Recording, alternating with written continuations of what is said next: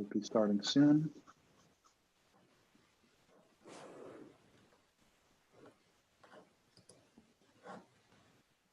Great.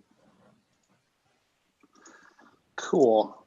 All right, well, thank you everyone for joining another episode of the OpenJS Foundation's Cross-Project Council meeting. Today is the 2nd of June in this crazy world we live in.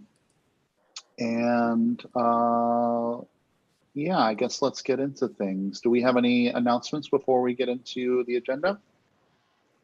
Just a reminder that today is our very busy day. We've got, after this session, the Collab Summit planning meeting, of which there are only a few left before the big week of JavaScript. And so we love your voice there. Then the standards team meeting is after that. And then today is not marketing, next week is marketing. And then I think a onboarding for a project. So there's lots of things happening. And again, one of the more important is that the summit's coming up. So please do make sure you're registered for that. Great. Oh, I see Sarah joined as well. Cool. Thank you, Jory. Anything else or anything from the board or anything? No? We talked last week, and I'm sorry, last week feels like a year ago. Were we going to do the agenda this week, or were we going to work on code of conduct or individual membership or something? I can't remember. I remember talking about doing something this week, but I can't remember what we decided, and I looked at the notes and I didn't see anything particular. What do we want to do today? I think we talked about the code of conduct, getting into like the fundamental question of escalation path or not. Yeah. The one thing on the agenda, though, I think we should chat a little bit about too, is the project charter review for AMP. Okay. I was going to say that. Thank you, Michael. You're welcome. Great. Yeah. So I propose we touch on we talk about the AMP charter. I just want to touch on the chair election stuff. And then maybe we get into the code of conduct escalation discussion. Does that sound fair? Good to me. Okay, I've got you on gallery view, and most people seem good. Cool. All right. So I'll just start off briefly. I promised to have something written around like my experience as the chairperson of the Cross Project Council. I've got something in a HackMD file that I will post to the issue. I believe the issue is in our agenda, so if anybody wants to refer to it, it's the CPC chair election schedule issue. It's 549. In fact, let me just open this up and let me just paste it here.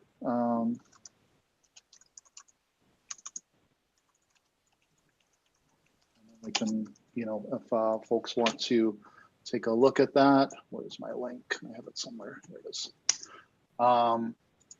Cool. And I'll paste the link here if folks want to take a look.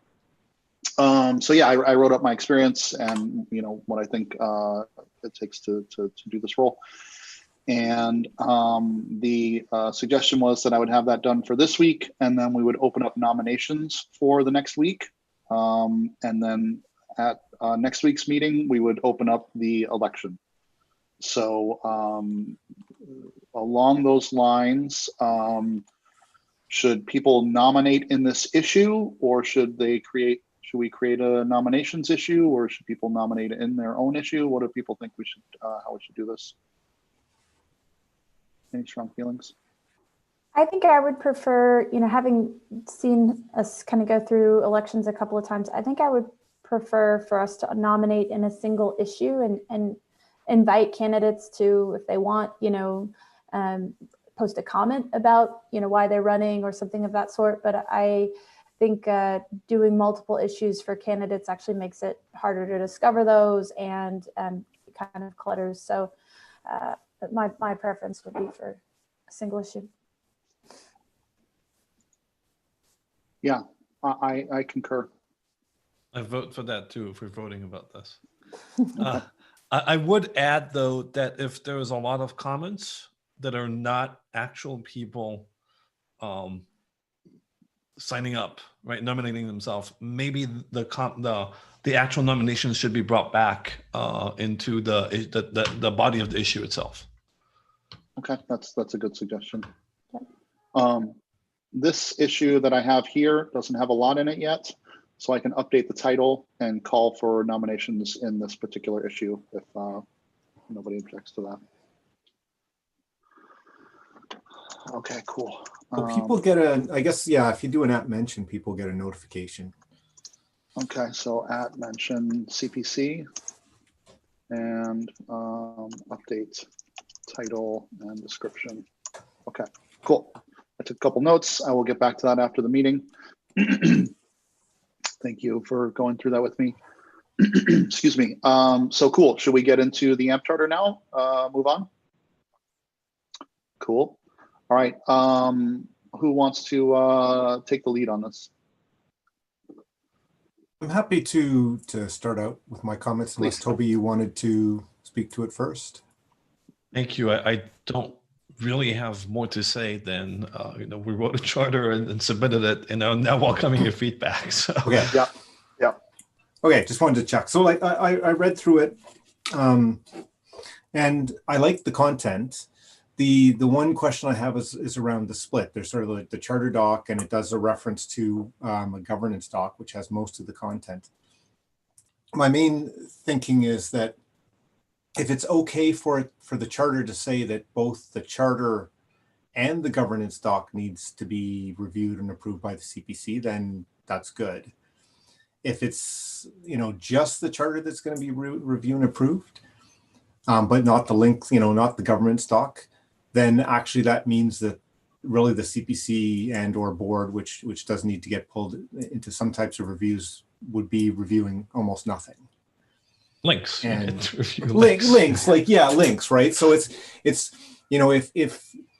it's kind of like, it's an easy thing. If you think saying the governance is part of the charter effectively, even though it's an external document and goes through the same review, then I think we could just say, yep, sounds good. Probably just update that charter document to say that it will be, the review will be on this charter doc and the referenced governance doc. If that's not okay, then I think we need a deeper discussion of, what does the CPC/board need to have a review on, because basically all the content is not in the charter in this particular approach. So, this is actually one of the questions I brought to both Brian and Jory when we started having conversations around the charter, sort of, expecting that could be a potential problem. Well, what's interesting though is now we really have these, on one side the charter, and on the other the actual governing, the description of the governance model, and we also have an open issue that is sort of discussing asking for governance.md from every project. And so while I do see that, like, we can talk about the specific case of AMP WSDOS right now, it might be worth actually having that conversation more broadly as to what is supposed to be in the governance.md and what is supposed to be in the charter for projects in general, right? Or are there requests that this requirement of having CPC approval be for like every project or something like that? You do make a good point in terms of like, maybe our earlier request is that all, well, maybe they're separate, but I see where you're coming from, right? Like in the node split, the charter has basically the structure, and then we've tried to move out things we didn't think that the board needed to have an opinion on, like how long it takes for things to land, and how many reviewers and stuff like that is what we've got in our governance. So the split is almost was to a large extent around what do we think that does need that review, and so we'll go for the heavier weight process versus what could the TSC ComCom do on their own, and that's why the split, that's how that split was built. So it's interesting because AMP has separate documents for what you just described. For Right. like things like intent to ship and all of that stuff are described elsewhere. Right. Right. So that's where, like, when I read through it, one thought I even had is like what you have in the governance could almost be your charter. Right. So, and I don't think, like, from our perspective, and maybe I'm wrong on this as I think through it a little bit, like there is some value to having like common naming of things, but in Agreed. like this case, my first thought was like, oh, I had no concerns about it being in a separate doc, except for this part of, there's an intent to have a review, and so that you need to have that the total content that should be reviewed under that review. I mean, just to be clear, like I don't foresee it as a problem to get approval from the TSC to get changes to the governance reviewed by the CPC, especially if we know that that's a process that takes 2 weeks and that is handled through, that is a simple process to go through.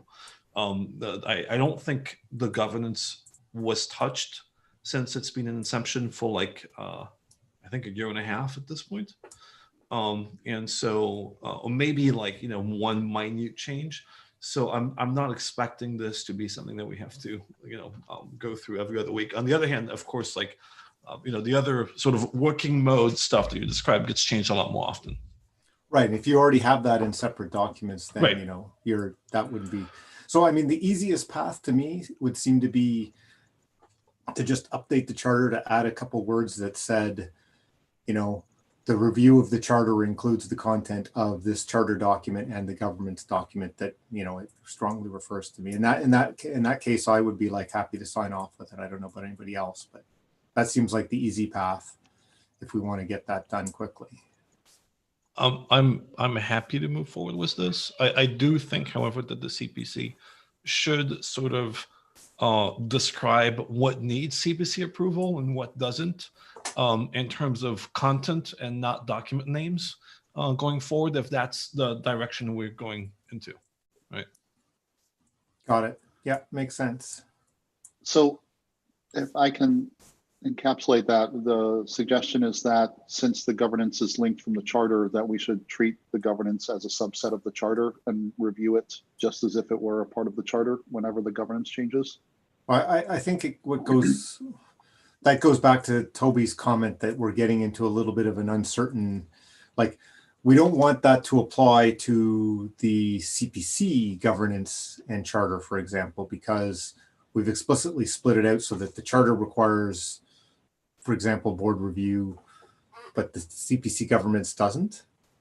And probably similarly for Node, we have a charter that has the bits which we would have the CPC review in the charter, and the bits that don't into the governance. Yeah, I'm not suggesting that for all projects. I'm just saying because of the situation, because right, of okay. how it's structured in the AMP project. Right, as long as it's qualified that way, yes. And perhaps that needs to be documented in the AMP charter document that links off to these other documents, so that there is. I think that's what Michael was suggesting. Yeah. Okay. Great. And in that case, I would like more specificity from the CPC to know what documents exactly that ties into, because there's a governance, but there's also the design guidelines of the project. I'm also curious about whether that would fall into this or not, just to see how big of a sort of dependency tree we're building. No, I think it's strictly what's in the governance doc, because it's where you've defined what the governing body is for the project. It is. Right, and that so it's like your design guidelines are I wouldn't see being part of that. The how you arrange GitHub repos, none of that is covered. It's more like, how is the project itself governed, and how do people get into that governance, right? So, for example, it's that, if you're using a consensus seeking module, consensus seeking approach. You have a TSC, which is made up from people, this group of people, they are elected like this. Those are the things that, I think we want to, the review is intended to make sure it's compatible with the foundation and stays compatible, right? Right. So I agree with this. And my impression was this was typically what would belong in a governance.md file. So, I think we can move ahead with this. I do think that in the future, we should probably redefine what the CPC needs to look like and look at in terms of what you described here, like actual governance structure rather than just like files. Yeah, I think that makes sense. Or even like it may make sense to standardize names of files and say like ideally these contain this, and like so right, governance, it may just be that we've got that name wrong. We want so I think that makes sense to refine, but going forward, like in terms of not blocking AMP's progression, my suggestion was like add that one sentence, we can move forward, and as long as everybody else thinks it works. If you have a language that you want to suggest for this, I'd of course be a taker. Sure. If not, I'll work something out. Before, Emily, no, was someone else trying to say something? I've got a hand up. Oh, right. Sorry. Go ahead. Sorry. Not directly related to what we're doing with AMP and so on, but a thought arose while listening to this discussion, in that it's not completely unlike the way we're handling, for example, the standards working group and other working groups, where we're expecting one document to live in the CPC repo and one document to live in the standards repo itself. If we are, or as we are checking and requiring that the governance matches our expectations, would it possibly make sense to have those governance documents actually be in the CPC repo rather than the projects themselves? I think you want them discoverable in the projects. Yeah, I'm a -1 on that. Something like that is entirely doable, just for example, by copying the file, because these are not things that are going to change at any sort of frequency. But if we are expecting to have a say on what they say, should those then be in the CPC repo? So this is to preface all of this. This is just a thought, and I think we should figure it out. And the answer might well be that no, this doesn't make sense. I don't have an opinion on this, but I just realized it's a thing to figure out. So I'm a little confused. We're talking process and we're talking the content from AMP. Joe, can you summarize what you think you heard and what the next steps are for AMP and what the next steps are for the CPC?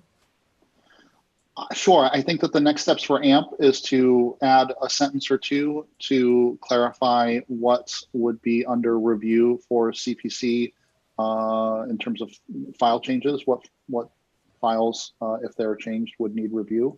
Mm-hmm. And then I think that we're also discussing clarifying what the CPC should be reviewing, perhaps instead of specific files, more clarity in what those files mean. Mm-hmm. And then we're also diving into some process related to, I think perhaps managing, being aware of file changes, mm-hmm. which I wonder about, like a GitHub action or something, that maybe we have a YAML file that lists the files that would be under our review, and when they are changed, GitHub action creates a pull request in our repo that says, hey, this changed, you should review it. But that process does not slow down the AMP. Yeah, it's a good point. If we're to stay on track here, I think that we have some consensus on what needs to happen for AMP to move forward. Right. Can I have a timeline? I'm happy to suggest that one-liner, and I'll do that today. I do think, and I'll give my +1 after having, with that caveat, I think we need other CPC members though to go in and review, because I didn't see any others when I went to take a look. Yep. Yeah. So I'd love to have an understanding of what the schedule is for this, because as you know, dates zooming closer. Yeah. Would like to be about able to announce moving to the foundation during the Alta's OpenJS keynote. build, right? Yeah. And so my understanding was like this needs 2 weeks. Today is the 2 weeks. So I just want to understand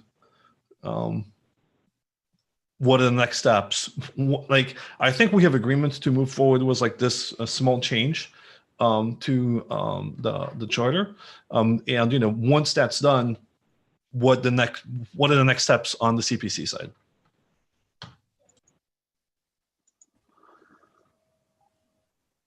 That's a good question. I think that we should make these updates and then ping the group perhaps in GitHub, but I think also in an email, and let them know the 2 weeks has expired and we need to move forward on this.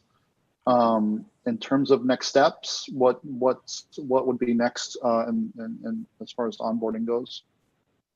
Oh, so from an onboarding perspective, I think like we have a weekly call on this and we're moving forward fine. I don't think we need to talk about this right now unless there's like other things that the CPC has to check, which I don't think is the case. Really specifically the charter, right? Yeah, I mean, I think we just need to review it and approve it, and that's that's it. If that's the case, yes. So my question is, how is that going to actually work out? Because my understanding was that was 2 weeks, and that 2 weeks is today. So I sort of was expecting to get an answer today. Right, what we need is the 2 approvals. So I'll commit to do one today.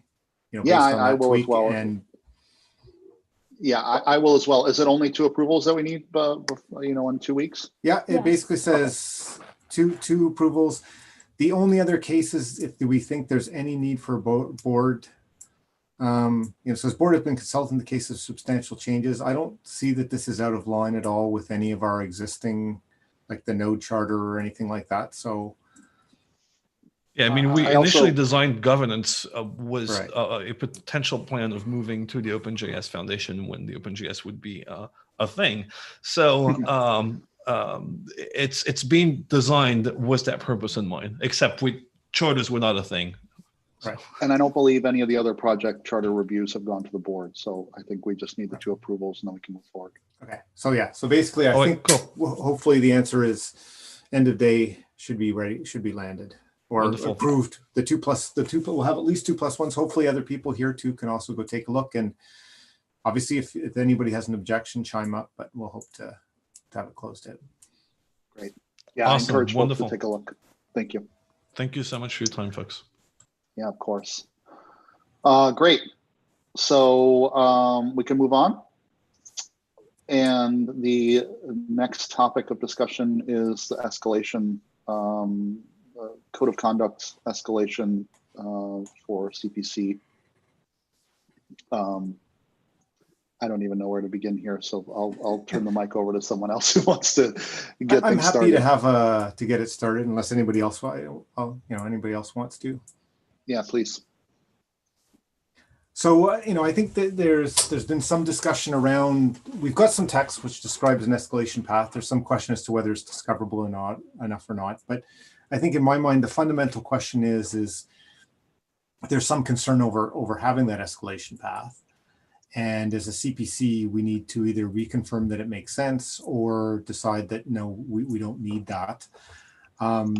My perspective is that the decision really comes down to, does the CPC/foundation have any stake, input, responsibility, whatever the right words are, in terms of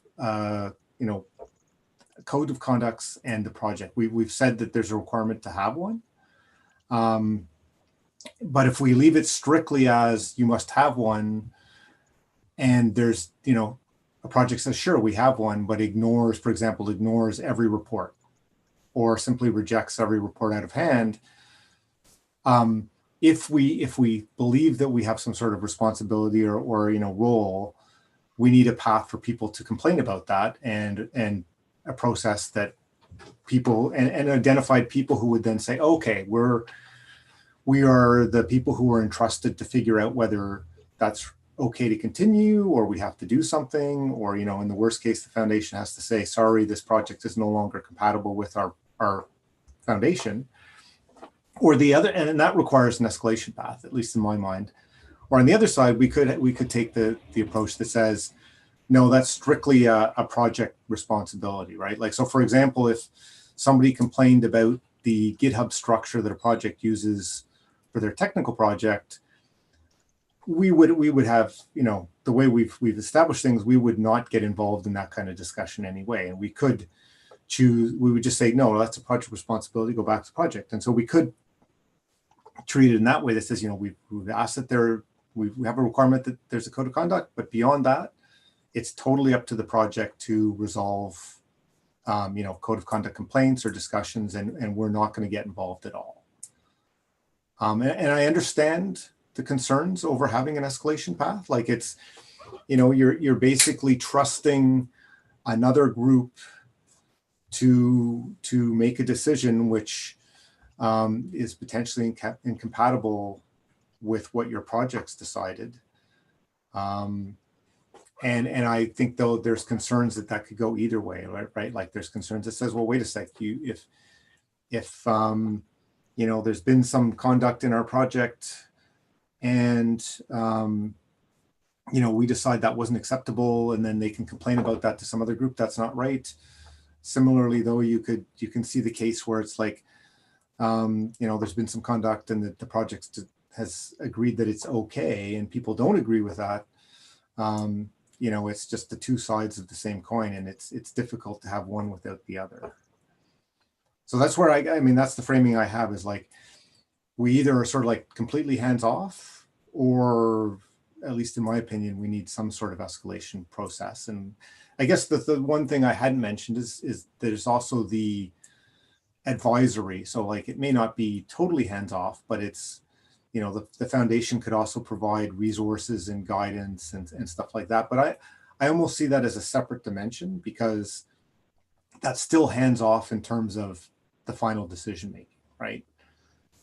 Yeah, that's still hands off. I think that should be available to projects for sure. I think another kind of aspect to this is the angle of information sharing of sorts. I don't know if that's the right term, but if a bad actor is in one project and moves to another project, are we able to connect the dots at the level above in the COC panel and identify perhaps, someone who is problematic in our foundation overall I think that even goes a step beyond the minimum escalation process, though, right? Because that's like the reporting and sharing is kind of just like, it could be an informational thing.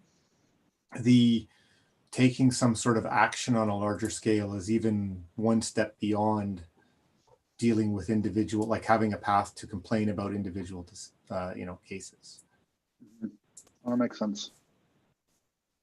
Comes to escalation, is there defined, so I hear the question of, should there be escalation? Has the conversation happened around what would happen in cases of repeat offenders? Has that been answered? Now, when you say repeat offenders, you mean individuals, or cases where, like, there's repeat escalations because a project is, not handling things in a way that avoids those escalations for whatever reason, right? It sounds like the latter is the case that you're trying to solve for here, right? If it's escalating to the CPC, then it seems like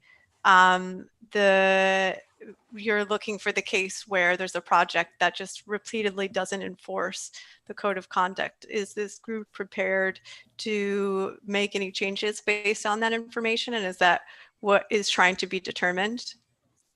That's kind of this discussion, is that in the way it's currently written, the individual, there's a path for somebody to say, I was not comfortable with this decision. And, the makeup of the CPC was intended, or the COCP, Code of Conduct Panel, was intended to represent the projects across the foundation. including, Robin as somebody from the, foundation organization, representatives from the impact projects, representatives from, the rest of the projects, and even, roles for bringing in a couple of outside experts who have specific knowledge in this area, to hope that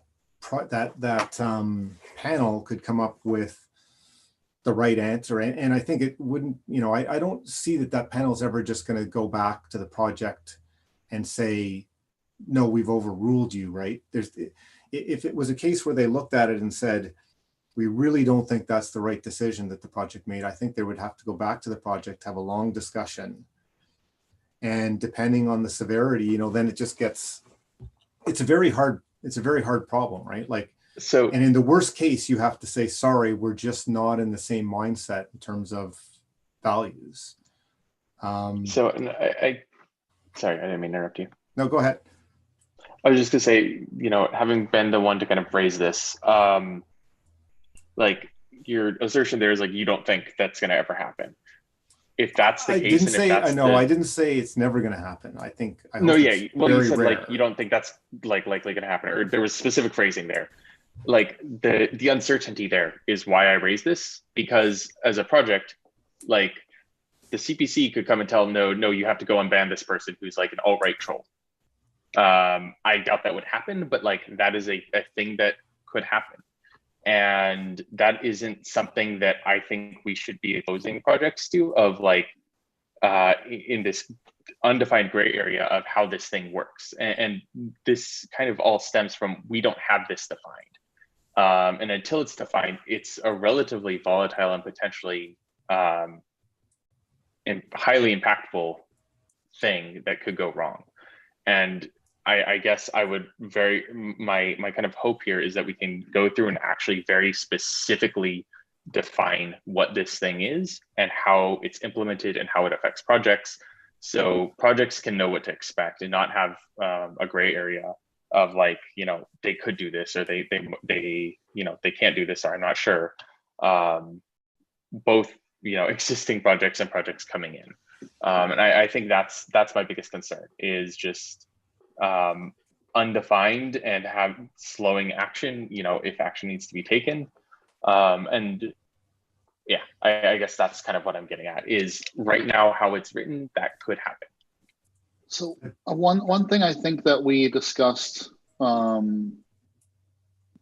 it feels like forever ago, but one of the collaborator summits where we really got into this is perhaps, instead of mandating the COC panel, mandating that someone be banned from a project, that it could be advisory or suggestive. I don't know if that's a good solution, but if they were to get involved. I guess I'm confused. What's what part of the COC panel that bans people from projects? Well, right now, none. The only thing that's written up, the way it's written up, the only thing that it acts as, there's a COC report to a project. The project handles that. It's written so that the project is always the first point of entry. If the project, so the project goes through the process, it makes a decision. If the reporter or the reportee, I guess, fundamentally disagrees with the outcome, then there is an email to which they can send, they can basically escalate and say, we don't agree with the outcome. And then the COCP comes in, discusses, and will need to come with, do we think that was a reason? Does that panel think that the outcome was reasonable? Yes. Then in which case it's sorry, we've looked at it, we agree. If it's, I think it would need to be an exceptional case. I don't think it's hey, you were 10% off, that the COCP would ever go back and say, no, we're going to overrule that, right? I think it would have to be a case where it was a significant, or as Sarah mentioned before, maybe this is the 10th report from the project. So that there's something which is, means that they really believe they need to act in that particular case before they would go back and say, no, this just can't stay the way it is, right?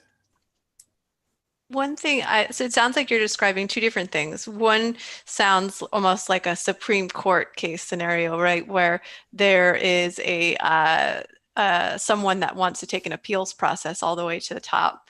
And another one is one of a more alignment call, right?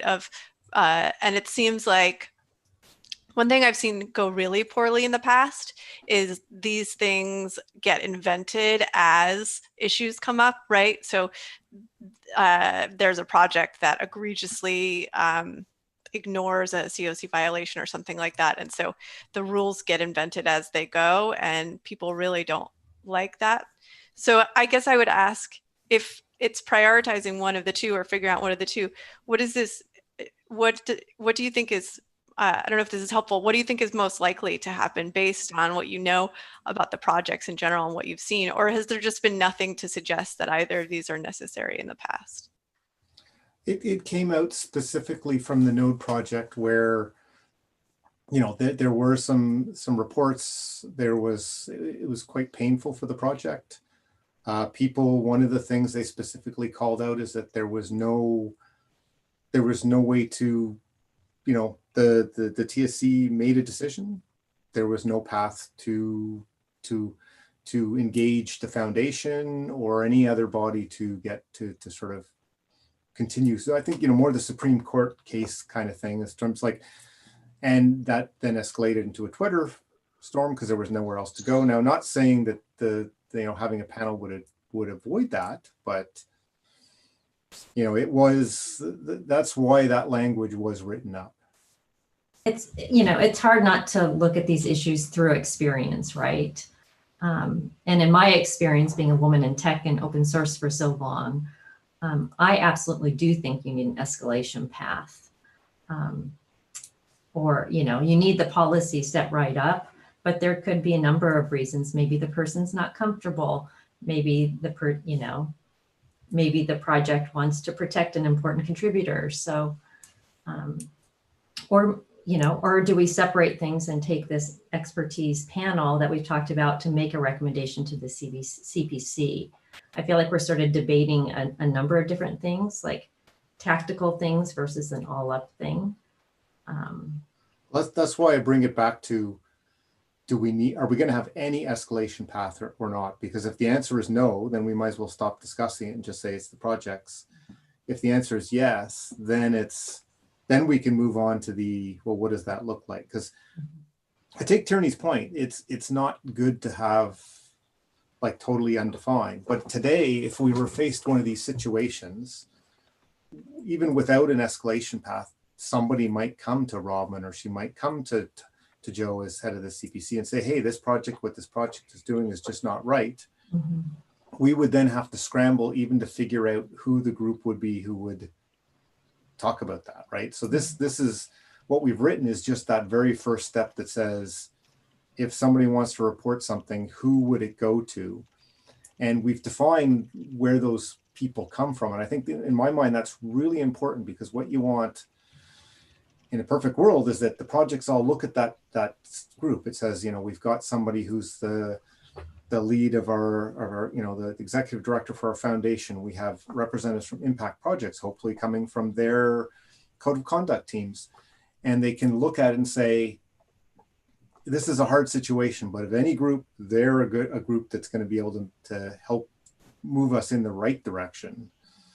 And I that's why I say, like, I can't imagine that group, and if this does happen, we've got the wrong set of people just saying, no, you're wrong, you have to change. You know, there has to be, it's almost like there's even if it's not written down, there's going to be a high bar to overrule a project on anything, right? Like, just because it's not going to go well, and everybody knows that. And so there's going to be a strong push to have like a negotiated agreement as to what people think is the right thing. And I guess what I'm trying to raise here is, like, there's a lot of kind of assumptions in that. And if we're going to be making those assumptions as a committee, we need to document them. Like, that needs to be something that's documented. And I am, for what it's worth, I'm not against having this escalation path. I am for having it very articulately and precisely defined. So everyone knows what's going to be happening. And so there are no questions, and there is no questioning of how we do this, or did we implement this right, or anything like that. And we can very precisely point to the things that this will be doing to help enable the projects and create a safe community for all of us. Yeah, I think Joe, it, like, I'm sorry, Go ahead. Michael. Jory and Brian are both unmuted. Do either of you have something you want to say? You're host, so I don't know if you can raise your hand or what. No, not now. Okay. Appreciate you checking, but no, thank you. Okay, good. Go ahead, Michael. my suggestion really is, like, I've taken my cut at trying to write that down.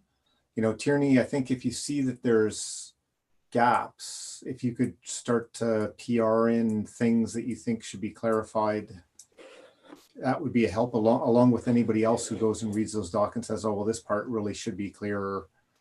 You know, it's unfortunately, it's having written, it's clear in my mind. So I'm just saying, I'm not really sure what else or where I would start. Whereas if there was a few more suggestions that might get me thinking, but also get us some specific changes that pointed in the right direction. And I guess that's kind of what I was trying to do in that issue, is like I was pointing out the places that I had concerns about. I'm just like, add some wording that says, like, what wording would help address those concerns. Which issue are we referring to, just so I'm clear? It's an issue in the code of conduct repo that I created about this. I didn't add the label because it wasn't, there wasn't the label in the repo. We need to do that then. Good catch, Tierney. Yeah. Oh, I see it. It's the onboarding, provide explicit feedback on what escalation path. Okay. Yep.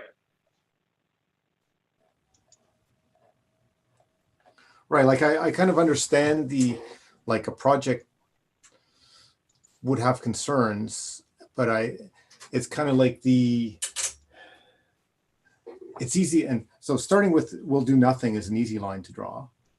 I guess then, you know, where's the next line in terms of what would be done and what wouldn't be done? Like the project will, you know, we could clarify that the project, well, I don't know, what would be the list of things that the panel would not be able to do might be. And I guess I think that probably maybe be a better discussion for the code of conduct group sure.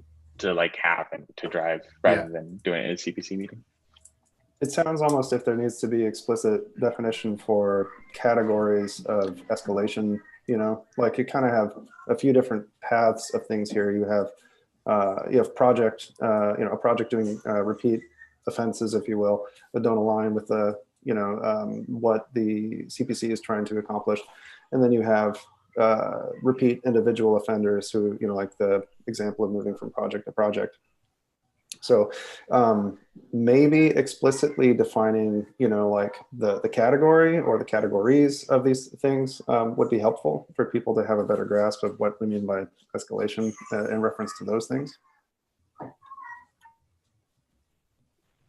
Yeah, we need to work on this.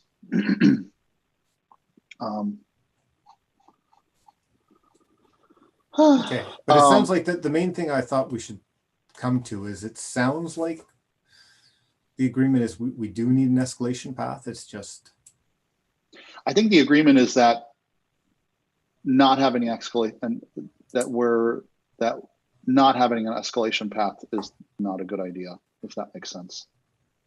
yeah, I know what you're getting at. Like, it's saying nothing, like doing nothing is not what we want to do.